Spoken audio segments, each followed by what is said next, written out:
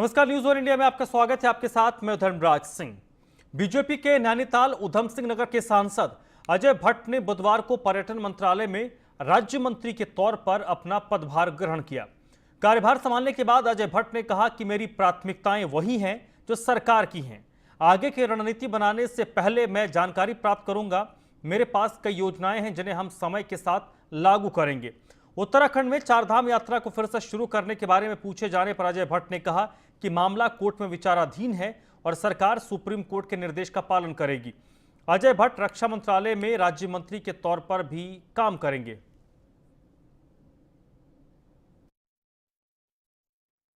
प्रधानमंत्री नरेंद्र मोदी के नवगठित मंत्रिमंडल में उत्तराखंड से सिर्फ एक चेहरे पर भरोसा जाहिर किया गया है। वो चेहरा है अजय भट्ट का। पहली बार सांसद बने और पहली बार में उन्होंने केंद्रीय मंत्रिमंडल में जगह हासिल की। अजय भट्ट इस समय हमारे साथ हैं। हालांकि उनके प्रशंसकों का, उनके शुभचिंतकों का तांता यहाँ पर लगा हुआ है। सैकड़ों की तादाद में, हजारों की तादाद में यहाँ पर लोग हैं। अजय भट्ट हमारे साथ मौजूद हैं। सर, सबसे पहले तो आपको स्वर्णिम बधाई। जी धन्यवाद। सबसे पहला सवाल सर, उत्तराखंड से इकलौता चेहरा आपका। हालांकि बहुत सारे नामों पर कयास था, लेकिन आपको तरजीह मिली है। मैं जानना चाहूँगी अपने दर्शकों के लिए कि आपका जो यूएसपी रहा केंद्रीय मंत्रिमंडल में शामिल होने का, जो आधार बना, आपको क्या लगता है? बस संगठन का विश्वास, मोदी जी का स्नेह और बाकी ईश्वर की कृपा, ये सब बातें हैं। जब ऐसे अवसर आते हैं तो मैं समझता हूँ संगठन और सरकार कई विभिन्न पहलुओं को देखते होंगे। उसके बाद किसी एक कार्यकर्ता को दायित्व देना ही पड़ता है। तो उत्तराखंड से एक कार्यकर्ता के नाते मुझे दायित्व दिया होगा जी। मुझे तो बहुत खुशी है कि ज़मीनी कार्यकर्ता, मुझ जैसे कार्यकर्ता को मोदी जी के मंत्री परिषद में जगह मिली और उनके दर्शन करने का मौका, उनकी वाणी को बार बार सामने से सुनने का मौका मिलेगा, जो एक बहुत ही ऊर्जा प्रदान करता है। जी। वो 24 घंटों में से 18-20 घंटे काम करते हैं। प्रभु से यही प्रार्थना करता हूँ कि मुझ में भी ऐसी शक्ति प्रभु दे कि मैं उनका अनुकरण इसी प्रकार से कर सकूं। यद्यपि कम नींद आती है लेकिन इतनी नहीं। जी। और उनका चिंतन क्या होता है इसमें, न बेटा है, न बेटी है, न भाई है, न जाति है, न बिरादरी है, न रिश्तेदार हैं, न नातेदार हैं, जैसे कि विपक्ष के लोगों के सब लोग होते हैं। उनका चिंतन सिर्फ भारत है, भारत का बच्चा बच्चा है कि देश को जगत गुरु की कुर्सी पर प्रतिष्ठित कराएंगे। और है भी, जब से उन्होंने सत्ता संभाली है, ये 7वां साल लगा है, 7 साल हो गए हैं। तो ये 7 साल में आज भारत की स्थिति कैसी है, विदेशों में जो पहले से मजाक बनाते थे हमारी, आज वो लोहा मानते हैं। ये सब माननीय मोदी जी के कारण हुआ है। आज हमारी वो इज्जत, वो शोहरत भारत को है जो कभी नहीं मिली, कभी नहीं मिली आज़ादी के बाद। जी। आपने उत्तराखंड में कई बरसों तक, बल्कि कहें कि दशकों तक काम किया है। मेरा आपसे सवाल ये है कि उत्तराखंड में आप किन किन चीज़ों की ज़रूरत महसूस करते हैं, पहली बात। और क्योंकि इकलौते चेहरे के तौर पर आप मंत्रिमंडल का हिस्सा होंगे, तो वो कौन सी प्राथमिकताएं आपकी होंगी उत्तराखंड को लेकर, जिन्हें आप संसद के पटल पर रखना चाहेंगे और जिसको लेकर आप एग्जीक्यूशन की तरफ बढ़ेंगे? मैंने सांसद के दौरान बहुत सारी बातें संसद के अंदर उठाई हैं। दोनों सालों में मैंने कोई पहलू वहाँ का छोड़ा नहीं जिसकी ज़रूरतें थी। वैसे तो विकास तो लगातार चलने वाली एक प्रक्रिया है, वो चलती रहेगी, लेकिन उसमें भी मोदी जी ने बहुत ज़्यादा सहायता करी है। हमारी सरकार तो कर ही रही है, केंद्र से हमको बहुत ज़्यादा सहायताएं मिली है। पहले तो ऑल वेदर रोड मिली कहाँ, भारत में, और उसका निर्माण कहाँ हुआ, ऑल वेदर का, उत्तराखंड में 12,000 करोड़ रुपए। 2013 का जल प्रलय केदारनाथ जी वाला सबने देखा। उसके बाद तो सब आम आदमी आने को ही डर रहे थे वहाँ। लेकिन ये लीडरशिप का संकट फिर क्यों है सर उत्तराखंड में? हमने त्रिवेंद्र सिंह रावत को जाते हुए देखा, हमने तीरथ सिंह रावत को जाते हुए देखा, और दरअसल ये वो चेहरे हैं जिन पर कयास था कि ये मंत्रिमंडल में शामिल होंगे। इतनी तमाम उपलब्धियों के बावजूद लीडरशिप को लेकर क्राइसिस, इस पर मैं चाहूँगी आपका कमेंट। कोई संकट नहीं है। सेना के सर्वोच्च कमांडर को ये राइट है कि किसको वो सीमावर्ती क्षेत्रों में लगाते हैं, किसको उनको कवर करने के लिए उनके पीछे रखते हैं, किसको फील्ड में रखते हैं, इंतजामात करके गोला बारूद रसद भोजन वहाँ तक पहुँचाए। तो जब जिसे चाहिए, जैसे सेना है वैसे ही हम लोग भी हैं। अजय भट्ट को आप सुन रहे थे और अब दिल्ली की तरफ कूच कर चुके हैं, लेकिन देखना होगा कि जिन दो मंत्रालयों का जिम्मा उनको सौंपा गया है, रक्षा और पर्यटन, किस तरीके से सामंजस्य के साथ काम करेंगे, क्योंकि दोनों ही क्षेत्र इस समय सबसे चुनौती वाले क्षेत्र हैं। कोरोना के चलते पर्यटन व्यवस्था पूरी तरीके से ठप है और रक्षा मंत्रालय में MOS उनको बनाया गया है, तो रक्षा मंत्रालय खासा महत्वपूर्ण मंत्रालय। जब हम सीमा की बात करते हैं तो चारों तरफ से LAC LOC तमाम मोर्चों पर वहाँ भी चुनौती है। तो फिलहाल उनको बहुत बहुत बधाई। कैमरा पर्सन रवि के साथ करिमा सिंह। चलिए बढ़ते आगे। देहरादून में मुख्यमंत्री के कैंप कार्यालय में पूजा हुई है। मंत्री हरक सिंह रावत, धन सिंह समेत कई नेता इस दौरान मौजूद थे। मुख्यमंत्री के कैंप कार्यालय में देहरादून में आज पूजा हुई, जिसमें हरक सिंह रावत और धन सिंह मौजूद थे। बीजेपी के कई नेता भी इस दौरान मौजूद थे, जिन्होंने पूजा में शिरकत की। मिथक तोड़ते हुए CM आवास में ही पुष्कर सिंह धामी रहेंगे। ओम भवानी शंकराय नमः।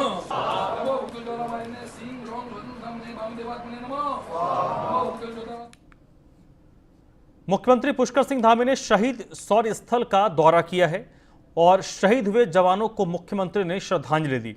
शौर्य स्थल पर मुख्यमंत्री ने पौधारोपण भी किया। कैंट बोर्ड के लोगों ने इस दौरान CM के सामने कुछ प्रस्ताव रखे, जिसमें हाउस टैक्स माफ करने का एक प्रस्ताव काफी अहम था। सैनिक कल्याण मंत्री गणेश जोशी भी इस दौरान मुख्यमंत्री पुष्कर सिंह धामी के साथ मौजूद थे।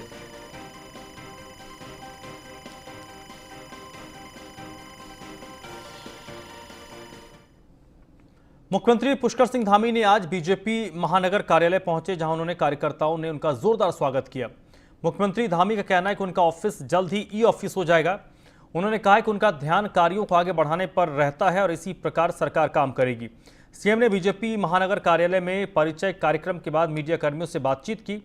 मुख्यमंत्री ने कहा कि वे अपनी पार्टी में परिवार के सदस्यों के बीच आए हैं। पुष्कर सिंह धामी ने कहा कि उन्होंने अफसरों को काम सुलझाने की हिदायत दी और जल्द ही उनका ऑफिस पूरी तरीके से ई-ऑफिस करने की कोशिश की जा रही है। हम दूसरे की तरफ ध्यान नहीं देते कि कौन क्या कर रहा है या हमारे सामने कौन है। मेरे सामने जो लक्ष्य है, मेरे सामने जो मेरी पार्टी ने, मेरे हाईकमान ने, उत्तराखंड की जनता की जो अपेक्षाएं हैं वो पूरा करना मेरा लक्ष्य है। मैं उस काम में लगा हुआ हूँ। मैं ये नहीं देखता कि कौन किस पार्टी से आ रहे हैं, कौन नहीं आ रहे हैं, इस बारे में मैं बिल्कुल नहीं सोचता। सत्ता बदलते ही अधिकारियों का रवैया कैसे बदल जाता है, इस बात की बानगी देखने को मिली उत्तराखंड के नए CM पुष्कर सिंह धामी के शपथ ग्रहण के वक्त। दरअसल धामी के शपथ ग्रहण समारोह में पूर्व CM तीरथ सिंह रावत आए तो वहां बैठे अधिकारियों ने उनकी अनदेखी करते हुए उठना तक गवारा नहीं समझा। इसी बात पर CM धामी भड़क गए और अधिकारियों को चेतावनी दी है।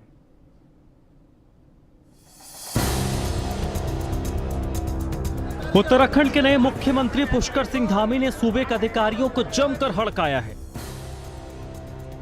दरअसल धामी के शपथ ग्रहण वाले दिन जब पूर्व मुख्यमंत्री तीरथ सिंह रावत आए तो वहां बैठे अधिकारियों ने उठना तक गवारा नहीं समझा। इसी बात को लेकर नए CM पुष्कर सिंह धामी खफा हो गए। उन्होंने कहा कि वो ऐसे सभी अधिकारियों को चेतावनी दे रहे हैं कि वो अपनी कार्यशैली और व्यवहार में सुधार लाएं, नहीं तो उन्हें परिणाम भुगतने होंगे। तीरथ सिंह रावत जी जब वहां पर आए वो शपथ ग्रहण समारोह में, तो कुछ अधिकारीगण जो वहां पर बैठे हुए थे उन्होंने तीरथ सिंह रावत जी को देखकर उठने की भी जहमत नहीं उठाई। और ऐसे अधिकारियों को हम चेतावनी देना चाहते हैं कि वो अपना व्यवहार सुधार ले, अपनी कार्य पद्धति सुधार ले, अन्यथा उसको परिणाम भुगतने होंगे। CM पुष्कर सिंह धामी ने अपने हरिद्वार दौरे में बदले हुए राजनीतिक हालात को समझते हुए कार्यकर्ताओं का जोश बढ़ाया। उन्होंने कहा कि मैं मुख्यमंत्री बना हूं, ऐसा नहीं है, बल्कि आप सब मुख्यमंत्री बने हैं। जाहिर है उत्तराखंड में अगले साल विधानसभा के चुनाव होने हैं। ऐसे में पार्टी के वरिष्ठ नेता और कार्यकर्ताओं के सहयोग के बगैर धामी की राह आसान नहीं होने वाली। Bureau report, news 1 India. चुनावी साल में उत्तराखंड में बीजेपी सरकार दिल्ली मॉडल अपनाएगी। नवनियुक्त ऊर्जा मंत्री हरक सिंह रावत ने घरेलू उपभोक्ताओं को 100 यूनिट तक फ्री बिजली देने की घोषणा की है, मगर धामी सरकार की इस घोषणा की विपक्षी कांग्रेस और आम आदमी पार्टी चुनावी जुमला करार दे रही है। चुनावी साल का पावर प्लान, फ्री बिजली का हुआ ऐलान, धामी सरकार का चुनावी स्टंट, कांग्रेस आपको लगा करंट। चुनावी साल में उत्तराखंड की धामी सरकार ने जनता को बड़ी राहत देने का ऐलान किया है। ऊर्जा मंत्री हरक सिंह रावत ने घोषणा की है कि घरेलू उपभोक्ताओं को 100 यूनिट तक बिजली फ्री मिलेगी। यही नहीं, 200 यूनिट तक बिजली 50% सब्सिडी के साथ देने का भी निर्णय सरकार करने जा रही है। हरक सिंह ने कहा है कि कोरोना महामारी को देखते हुए 31 अक्टूबर तक बिजली सरचार्ज भी माफ होगा। सरकार की इस घोषणा से राज्य भर के 16 लाख घरेलू उपभोक्ताओं को लाभ मिलेगा। उत्तराखंड में करीब 26 लाख बिजली उपभोक्ता हैं। निर्णय लिया है कि हम मंत्रिमंडल के सामने हमारा विभाग प्रस्ताव ले जाएगा कि हम 100 यूनिट तक निःशुल्क बिजली देंगे प्रदेश के गरीबों को। इस कोविड महामारी में हम गरीब को जो बेचारा 50 रुपये नहीं जमा कर सकता, 100 रुपये नहीं जमा कर सकता है, उसको हम निःशुल्क बिजली देंगे। हमने ये निर्णय लिया है। हमने ये प्रस्ताव मंत्रिमंडल, निर्णय तो मंत्रिमंडल लेगा, लेकिन ये प्रस्ताव हमने अपने विभाग की ओर से प्रस्तुत करने का निर्णय लिया है। घरेलू उपभोक्ताओं को 100 यूनिट तक मुफ्त बिजली देने की घोषणा को कांग्रेस ने बीजेपी का चुनावी जुमला बताया है। कांग्रेस प्रवक्ता गरिमा दसोनी का कहना है कि सरकार ने 4.5 साल में कोई काम नहीं किया है और अब ऊर्जा मंत्री हरक सिंह रावत फ्री बिजली का पुलाव परोस रहे हैं। आप प्रवक्ता रविंद्र जुगरान ने भी सरकार की फ्री बिजली योजना पर सवाल उठाए हैं। हरक सिंह जी जानते हैं कि अब चलाचली की बेला है, विदाई की बेला है। ऐसे में अभी तो केवल ऊर्जा मंत्रालय ने पुलाव परोसा है, अभी तो बाकी मंत्रालय बचे हुए हैं। और मैं कहना चाहती हूँ हरक सिंह जी से कि जो आप कह रहे हैं कि जब जब जनता बटन दबाएगी तब तब हरक सिंह को याद करेगी, बिल्कुल सही कहा आपने। 4.5 साल जब जब जनता ने बटन दबाया, उसने भाजपा के कुशासन को याद किया है और अभी तो आपने सिर्फ जुबानी जमा खर्च किया है। ये योजना आपकी धरातल पर कितनी उतरती है, ये तो भविष्य के गर्भ में है। तो विद्युत के रेट्स हैं, पर यूनिट बिजली बहुत महंगी है, तो आम आदमी पार्टी ने आंदोलन चलाया, विद्युत केंद्रों में उपभोक्ताओं को जागरूक किया, बिजली बिलों की प्रतियां फूकी, तब जाके इनको ये लगा कि ये आम आदमी पार्टी तो आगे निकल रही है, ये जो है लोकप्रिय हो रही है। तो ऑल ऑफ अ सडन ये रिएक्शन इनका आया है जो बिना होमवर्क के है, केवल लोक लुभावनी घोषणा मात्र है। उत्तराखंड में पर्याप्त तो बिजली उत्पादन होता है, लेकिन आज तक किसी भी सरकार ने 1 यूनिट बिजली भी फ्री देने का फैसला नहीं लिया। अब ये हौसला मंत्री हरक सिंह रावत ने दिखाया है, तो सवाल ये है कि इस फैसले के पीछे क्या वाकई में जनहित है या फिर आम आदमी पार्टी का फ्री बिजली देने का एजेंडे का डर भी एक बड़ा। इसका जवाब तो हरक सिंह रावत ही जाने, लेकिन देखना ये होगा कि फ्री बिजली देने का फैसला कब तक अमल में लाया जाता है। अपने सहयोगी फैजान और सुदीप जैन के साथ में फ़हीम तन्हा, न्यूज़ ऑन इंडिया। कांग्रेस प्रदेश अध्यक्ष ने एक बड़ा बयान दिया है। उन्होंने कहा है कि बीजेपी में तूफान आने से पहले की शांति इस वक्त आप देख रहे हैं। इसके अलावा नेता प्रतिपक्ष को लेकर जब उनसे सवाल पूछा गया तो प्रीतम सिंह ने कहा कि नेता प्रतिपक्ष का चयन कांग्रेस पार्टी बहुत जल्द कर लेगी, कांग्रेस सोच समझ कर फैसला लेती है। इसके अलावा बीजेपी को लेकर उन्होंने कहा है कि सीएम हटाने और नियुक्ति के फैसले सबके सामने हैं।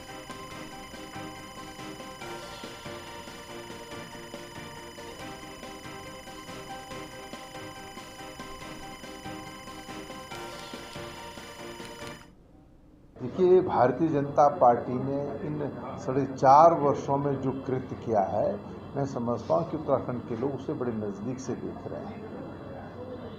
भाजपा ने 4 साल एक मुख्यमंत्री दिया, राष्ट्रीय नेतृत्व और राज्य नेतृत्व ने उसको अस्वीकार कर दिया कि वो जनभावनाओं के विपरीत जो है आचरण कर रहे हैं। फिर दूसरे मुख्यमंत्री को दिया, 4 महीने वो रहे, 4 महीने बाद उन्हें भी हटा दिया गया।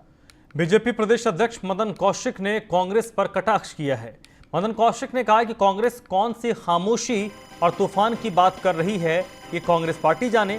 कांग्रेस 10 विधायकों में एक नेता प्रतिपक्ष नहीं चुन पा रही है। कांग्रेस आखिरकार किस तूफान की बात कर रही है, किस तूफान आने का जिक्र कांग्रेसी कर रहे हैं।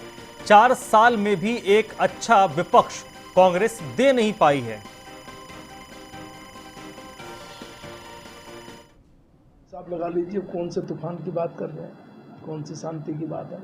12 दिन बाद लौटे, 12 दिन बाद भी जैसे गए थे ऐसे ही आए हैं। इसलिए कांग्रेस में मैंने पहले कहा था कि 4 साल में एक अच्छा विपक्ष जो जनादेश मिला था वो नहीं दे पाए, और केवल लड़ाई झगड़ा, लीडरशिप कौन, मुख्यमंत्री कौन, आगे आने वाले समय में कौन, नेता प्रतिपक्ष कौन, इसी पे उन्होंने पूरा समय।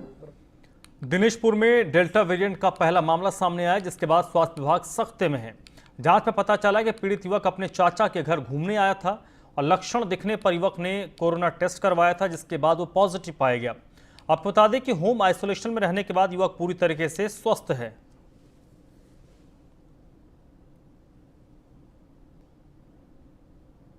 सिंह ही थे, पिता का नाम अरुण कुमार, और ये लखनऊ के रहने वाले थे।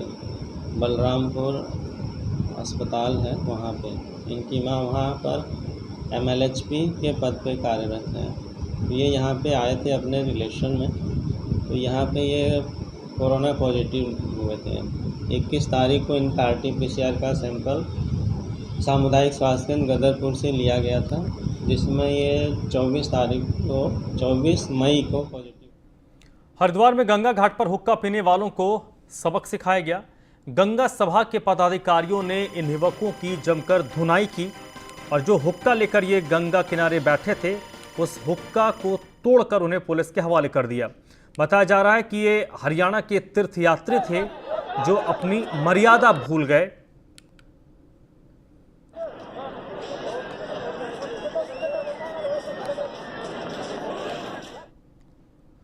संयुक्त किसान मोर्चा दिल्ली के आह्वान पर आज डोईवाला संयुक्त किसान मोर्चा ने पेट्रोल डीजल की लगातार बढ़ रही कीमतों के विरोध में प्रदर्शन किया। किसानों ने हॉर्न बजाओ अभियान के तहत लच्छीवाला टोल प्लाजा के सामने बढ़ते पेट्रोल और डीजल रसोई गैस के दामों को लेकर प्रदर्शन किया। किसानों की सरकार से मांग है कि सरकार बढ़ती महंगाई पर काबू करे और कृषि कानूनों को वापस ले। किसान मोर्चा के आह्वान पर आज हम महंगाई के खिलाफ, जैसे पेट्रोल डीजल के दाम बढ़ गए हैं, उसके लिए आज हॉर्न बजाओ अभियान के तहत डोईवाला संयुक्त किसान मोर्चा भी आज हम लोग टोल प्लाजा पे हैं। हम लोग केंद्र सरकार को चेताना चाहते हैं कि अब जो 3 काले कानून है किसान का शोषण बंद करें और जो 3 काले कानून है जल्द वापस लें, जिससे हमारे क्षेत्र में जो किसान है असमंजस की स्थिति में है, और जो बेरोजगार है वो ऐसी स्थिति में आज खेती करना कोई नहीं चाह रहा है। और खेती महंगाई ये जो बढ़ रही है, डीजल पेट्रोल के दाम बढ़ रहे हैं, आज का जो युग है आधुनिक युग है। हमारे मोदी जी इस बात के समर्थक भी रहे हैं। आप ये बताइए आधुनिकीकरण करेगा क्या यदि उसमें डालने के लिए तेल के और डीजल के दाम ही इतने होंगे कि ट्रैक्टर किसान चला ही ना पाए। एक इंसान अगर अपने घर में सिलेंडर गैस को ले जा ही नहीं पा रहा है तो उस उज्ज्वला योजना का फ़ायदा क्या है। किसान यदि खेत में अनाज उगा ही नहीं पाएगा तो ट्रैक्टर, ये सारे संसाधनों का कोई मतलब नहीं है। जिस तरह से इस देश की मंदहाली स्थिति बनती जा रही है, आप देखिए GST, GDP हमारा जो है, इतनी सारी मारें हमारे देश को पड़ गई। महंगाई ये जो बढ़ रही है, डीजल पेट्रोल। इस बुलेटिन में फिलहाल इतना ही।